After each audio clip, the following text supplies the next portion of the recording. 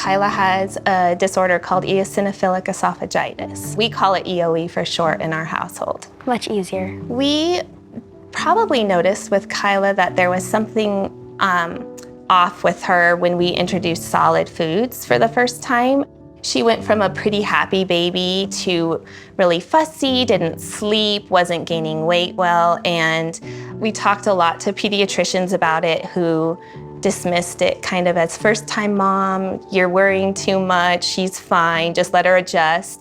She started to fall off of her growth curve into her toddler years. It wasn't until she was in kindergarten where we finally decided to give her an endoscopy for the first time. The visual of her esophagus was terrible. It looked like a cat had scratched up and down her esophagus. It looked like there were rings where it was stricturing all up and down. And that was when we got the diagnosis of eosinophilic esophagitis, which we had no idea what that meant. So we were with a GI doctor who gave us this diagnosis, and she said there's a component of this which is an allergy, so I need you to see an allergist.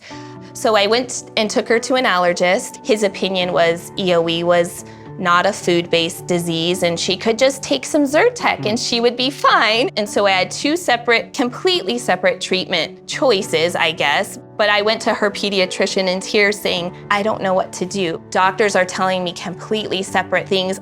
I think we were kind of like, just help us in some sort of way. It was really frustrating because you think that doctors have the answers all the time. And she said, you know what, maybe a second opinion would help you. And I was like, please.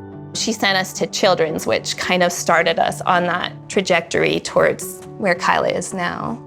When you finally do get a diagnosis and a doctor tells you, well, it's the food you've been feeding her that is making her sick, you just feel horrible. You feel like a terrible parent to know that what you were doing all along that you thought was helping your child was really hurting them. Yeah, there was a lot of guilt, I would say, on our end.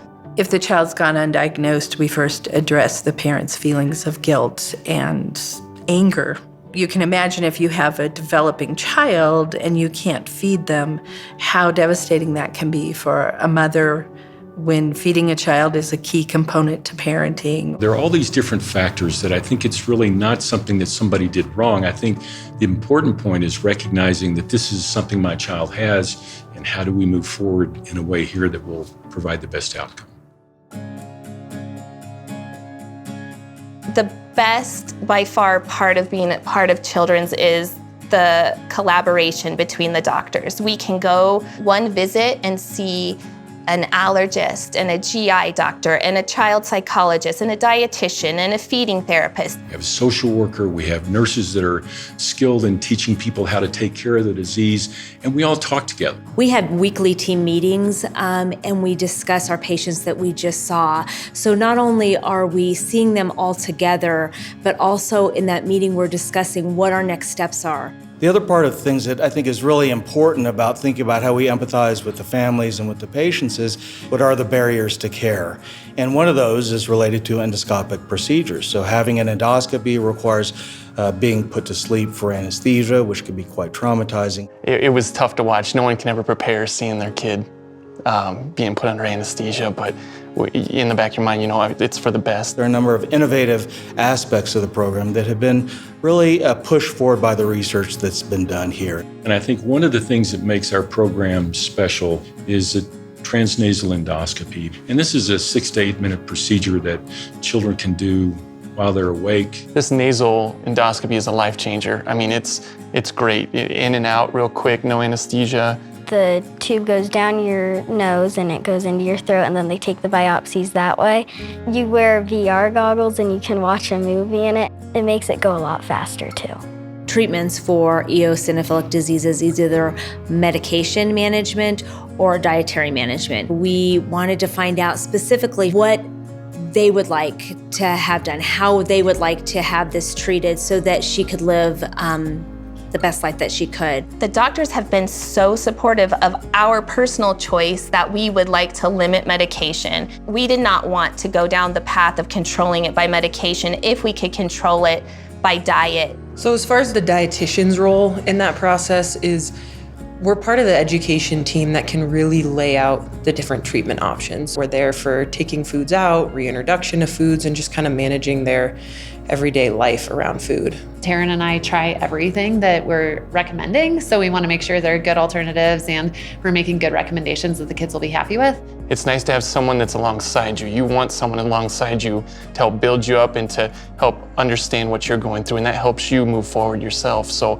that relationship aspect is very important to us and has helped us to get where we are right now.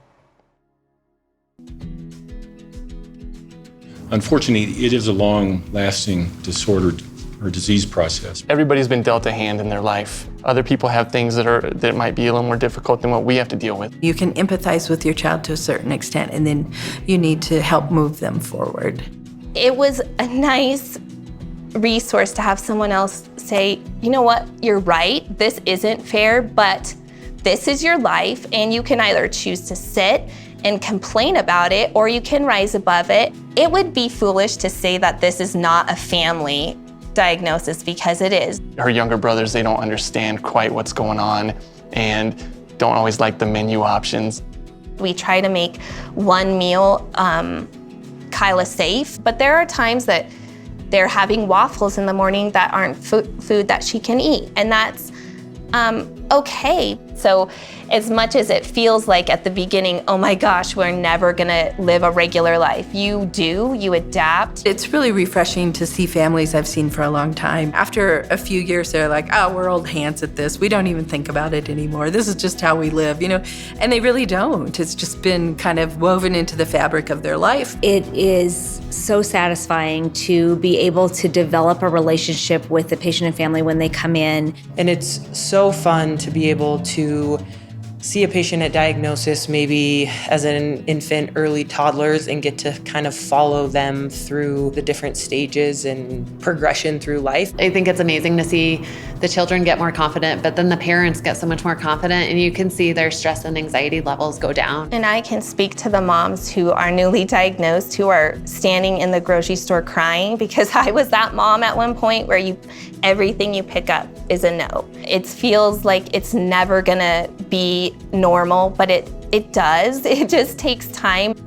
We tell her that, you have eosinophilic esophagitis, but that's just a tiny piece of who you are. She's just a normal kid, and you can still do whatever everybody else is doing. My wish for the patients that I'm working with is over time to really help educate and build their confidence so that one day they don't need us anymore. I think the other part of things that brings great satisfaction is seeing the field itself progress and help us to provide better care. There's a lot of hope, and that's something that can't be underestimated. I think that we've come so far in the last decade. And there is community out there, which I think is really important, to try and find other people who really do understand that this is hard at the beginning. It's really hard, and day to day can still be difficult. Just because you have EoE, it's not your whole life. You're still a normal kid, and you can do it, and you will definitely get through it.